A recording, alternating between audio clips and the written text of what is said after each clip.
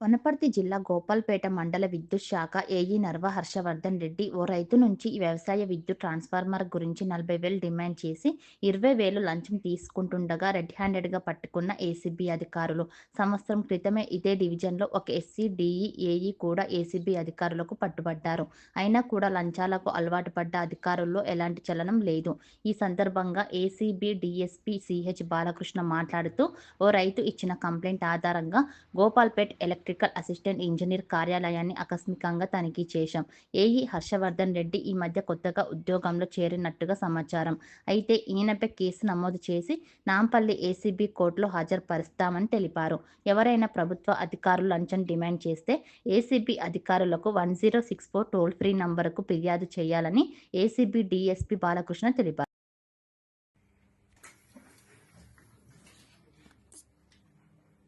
ఆఫీస్లో మీరు ఒకరు ఉంటారు, మీకు అసిస్టెంట్ ఎవరు ఉంటారు? పక్కన ఆ బిల్డింగ్ లో ఉంటారా? ఆపరేటర్ సార్ ఇక్కడ మీకు అసిస్టెంట్స్ ఎవరు, జూనియర్ అసిస్టెంట్ ఎవరు, అటెండర్ కానీ మీరు ఒకరు సింగిల్ గానే? సింగిల్ అంటే మామూలుగా లైన్ మెయిన్స్ ఎప్పుడైనా వస్తే మీకు ఎవరన్నా ఏదైనా పని చెప్పడానికి చేయడానికి ఆపరేటర్ పిలుచుకుంటాను సార్. అక్కడి నుంచి పక్కన నుంచి. ఓకే.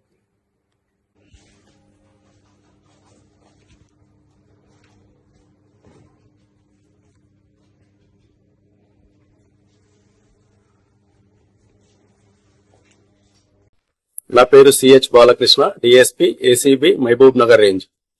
మాకు వచ్చిన ఫిర్యాదు పైన ఈరోజు కేసు నమోదు చేసుకుని ఈరోజు కంప్లైంట్ తో పాటు ఇక్కడికి రావడం జరిగింది.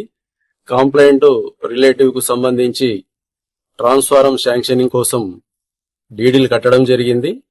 ఇమీడియట్ గా ట్రాన్స్ఫారం శాంక్షన్ కావాలి అంటే 50,000 డిమాండ్ చేయడం జరిగింది. రిక్వెస్ట్ చేయంగా 40,000 రూపాయలు ఇవ్వాలని చెప్పారు. First initial payment 20,000, transformer sanction అప్పుడు 20,000 ఇవ్వాలని చెప్పేసి ఏఈఓపి ఎన్ హర్షవర్ధన్ రెడ్డి గోపాల్పేట్ గారు డిమాండ్ చేయడం జరిగింది. అందులో భాగంగా ఈరోజు కంప్లైంట్ నుంచి 20,000 రూపాయలు తీసుకుంటూ రెడ్ హ్యాండెడ్ గా పట్టుకోవడం జరిగింది. కాబట్టి ఇటు వ్యక్తిని రేపు నాంపల్లి ఏసీబీ కోర్టులో హాజరుపరచడం జరుగుతుంది. ఎవరైనా ప్రభుత్వ అధికారులు ప్రజల నుంచి లంచం డిమాండ్ చేసినట్లయితే ఏసీబీ టోల్ ఫ్రీ నంబర్ 1064 గాని వాట్సాప్ నంబర్కు మరి సోషల్ మీడియా ప్లాట్ఫామ్స్ అయినటువంటి ఫేస్బుక్, ట్విట్టర్ లో ఫిర్యాదు చేస్తే వారి యొక్క వివరాలు గోప్యంగా ఉంచి సంబంధిత అధికారులపై విచారణ చేసి చర్యలు తీసుకోవడం జరుగుతుంది.